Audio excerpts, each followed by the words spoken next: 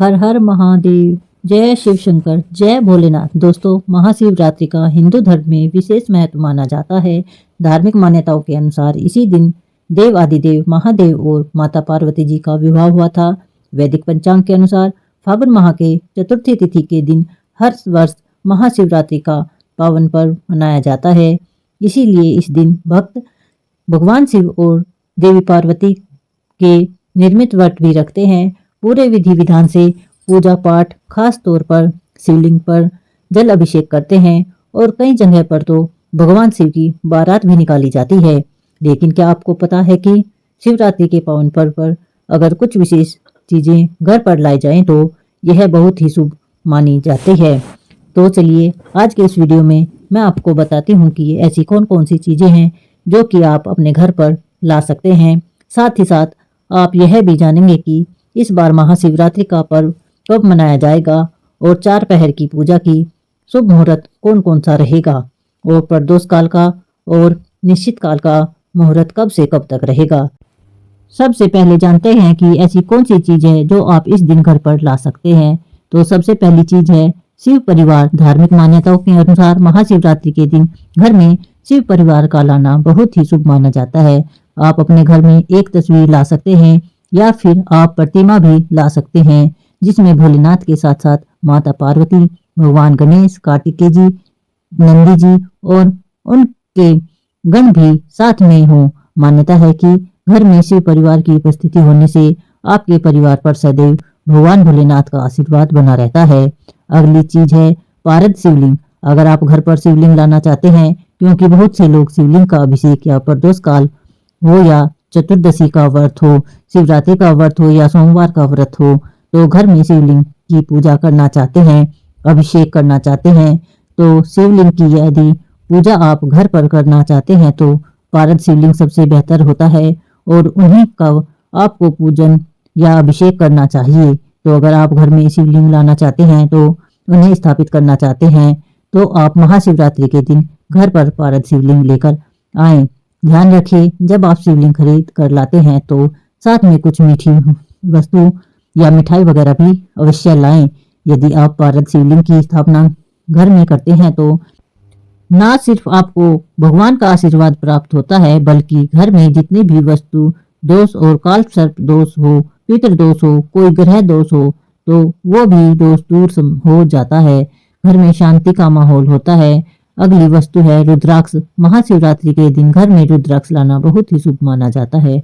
भगवान शिव का स्वरूप माना जाता है रुद्राक्ष को। इसलिए अगर आप शिवरात्रि के दिन आप रुद्राक्ष खरीद कर लाते हैं तो विधि पूर्वक अभिषेक करके इसे घर में रखते हैं और इसका 108 बार जाप करते हैं तो इससे भी आपको भोलेनाथ की कृपा प्राप्त होती है। और इसके साथ ही रुद्राक्ष आपके जीवन में सारे रोग शोक और दुखों का निवारण भी करता है।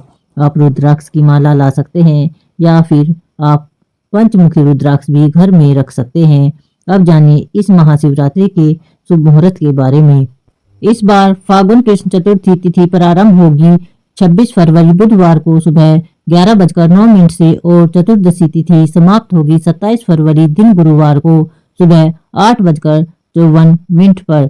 ऐसे में उदय तिथि के अनुसार इस बार 26 फरवरी बुधवार को ही केवल महाशिवरात्रि का व्रत रखा जाएगा। व्रत सुबह सूर्योदय के से प्रारंभ होकर अगले दिन के सूर्योदय तक रहेगा। शिवरात्रि के व्रत में बहुत से लोग निराहार निर्जला रहकर व्रत रखते हैं, तो कुछ लोग एक समय फल आहार ग्रहण करके भी व्रत रखते हैं। जिनकी सामर्थ्य व्रत रखने की ना हो वह भी इस दिन शुभ मुहूर्त में भगवान शिव की और शिवलिंग की पूजा करके व्रत जितना ही पुण्य प्राप्त कर सकते हैं। 26 फरवरी को ब्रह्म मुहूर्त का समय रहेगा सुबह 5:16 से 6:04 तक। वहीं सूर्योदय सुबह 6:53 पर होगा और सूर्यास्त का समय 6:25 पर होगा। इस बार शिवरात्रि व्रत के दिन बहुत ही शुभ योग बन रहा है, जो कि शिव योग होगा सुबह से लेकर रात 11:41 तक रहेगा और उसके बाद में सिद्धि योग प्रारंभ हो जाएगा। अमृतकाल सुबह 6:02 से 7:31 तक रहेगा।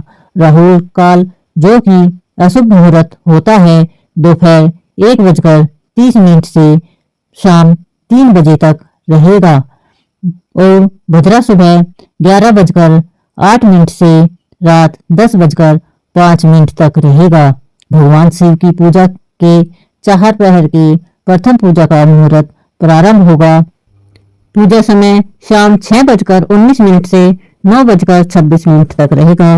वहीं द्वितीय पहर पूजा रात 9:26 से मध्य रात्रि 12:34 तक रहेगी। तृतीय पहर पूजा रात 12:34 से प्रारंभ होकर सुबह 3:41 तक रहेगी और चतुर्थी पहर पूजा सुबह 3:41 से 6:48 तक रहेगी। वैसे भगवान शिव के भक्तों को इन चारों पहरों की ही पूजा करनी चाहिए। अगर 4 पहर में पूजा करना संभव न हो पाए तो प्रथम पहर और अंतिम पहर के अलावा निश्चित काल मुहूर्त और प्रदोष काल में भी पूजा करनी चाहिए। तो 26 फरवरी बुधवार को प्रदोष काल मुहूर्त शाम 5:40 से प्रारंभ होकर 7:10 तक रहेगा। वहीं निश्चित काल मुहूर्त रहेगा रात 12:09 से 12:59 तक। आसपास शिव मंदिर में जाकर शिवलिंग का जल अभिषेक कर सकते हैं, पंचामृत जल अर्पित कर सकते हैं। अगर ऐसा करना संभव न हो तो आप मानसिक रूप से भी भगवान शिव के ओम नमः शिवाय मंत्र का सच्चे मन से जाप करके भी आप मानसिक पूजा शुभ मुहूर्त के दौरान कर सकते हैं। व्रत का पारण हमेशा अगले दिन जल चढ़ाने के बाद किया जाता है।